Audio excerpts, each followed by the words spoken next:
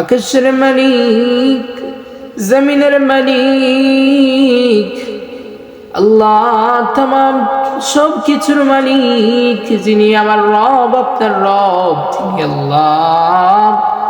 কুরআনুল কারীমের মধ্যে বলেন আলাম নাজআল লাহু আইনাইন, বান্দারে আমি আল্লাহ তোমাকে চক্ষু দেই নাই, ওয়া লিসানাও ওয়া শাফাতাইন আমি আল্লাহ তোমাকে জিহ্বা দেই নাই, ওয়া শাফাতাইন আমি আল্লাহ বান্দারে তোমাকে দুইটা ঠোঁট দেই নাই।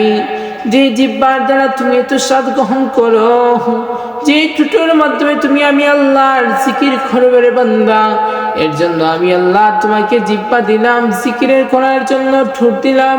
যে জিকিরের তালবিয়াগুলো পাঠ করবে জিহ্বার সাথে তোমার ঠোঁটটা লড়বে। যুবক দুনিয়ার মুসলমান, একটু ভাবো, একটু দিল দিয়া বাবা, কেন আল্লাহ আপনাকে এত নিয়ামতের মালিক বানাইলেন? আল্লাহ প্রথমে বললেন আলাম নাজআল লাহু আইনাইন, আমি আল্লাহ তোমাকে চক্ষু দেই নাই। আল্লাহ কেন বললেন? বান্দারে, বান্দা তুমি আল্লাহর নিয়ামতের শুকরিয়া আদায় করবে, আলহামদুলিল্লাহ পড়বে। বান্দা তুমি আমি আল্লাহর শুকরিয়া আদায় করবে। আমি আল্লাহ চক্ষু নামক নিয়ামত, এত নিয়ামত দিয়েছি। হাজার হাজার লাখ লাখ মানুষের মধ্যে অনেক মানুষের চক্ষু দুইটা নাই। অনেক মানুষ এত কষ্ট করে জীবন যাপন করতেছে, কিন্তু আমি রব্বে কারীম আল্লাহ তোমাকে দুইটা চোখের অধিকারী বানাইলাম। যে চক্ষু দ্বারা আমি আল্লাহর সৃষ্টি জগৎগুলো দেখে বহন করবে।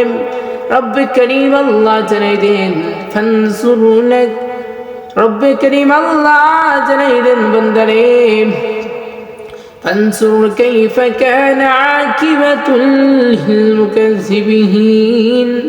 বান্দারে আমি রব্বে কারীম তোমাকে যে চক্ষু দিয়েছি, যে চক্ষু দিয়ে তুমি ভ্রমণ করো, পৃথিবীর জমিনটা দেখো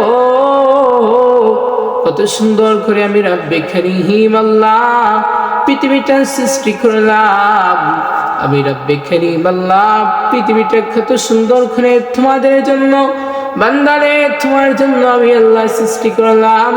সমস্ত মানুষ এবং সমস্ত জাহানের জন্তু সহ সবার জন্য আমি আল্লাহ পৃথিবীর জমিনটা সৃষ্টি করলাম। যে আল্লাহ পৃথিবীর জমিন সৃষ্টি করেছেন সে আল্লাহকে একটু অনুধাবন করো, সে আল্লাহ নিয়ামতের শুকরিয়া আদায় করো।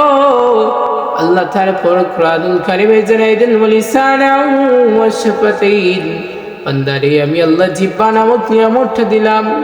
এত স্বাদটা গ্রহণ করো জিহ্বা দিয়ে, এত টেস্ট করো জিহ্বা দিয়ে। ওয়া শাফাতাইন আমি আল্লাহর যেই ঠোঁট দুইটা দিলাম, সেই ঠোঁট দুটির মাধ্যমে আমি আল্লাহর যখন জিকির করবে ঠোঁটগুলো লড়বে, আমি আল্লাহকে স্মরণ করবে। এই জিহ্বা নামক এত নিয়ামত আমরা পেয়ে মানুষের গীবত করে মানুষ। নবীজি বললেন আল গীবাতু আশাদ্দু মিনাজ জিনা, যে ব্যক্তি গীবত করবে সে ব্যক্তি জিনা করলো, আর জিনা তো নিকৃষ্ট কাজ। আল্লাহর নবী বললেন, অন্য হাদিসের বর্ণনায় বললেন যে ব্যক্তি গীবত করলো সে ব্যক্তি তার অন্য ভাইয়ের গোশত খেলো। নাউযুবিল্লাহ। মানুষের গীবত থেকে বাঁচো, মানুষের গীবত থেকে তুমি নিজেও বাঁচো, মানুষকে বাঁচাও। মানুষকে এগুলো বলো, হাদিসের বের শুনো, মানুষকে তা জানিয়ে দাও।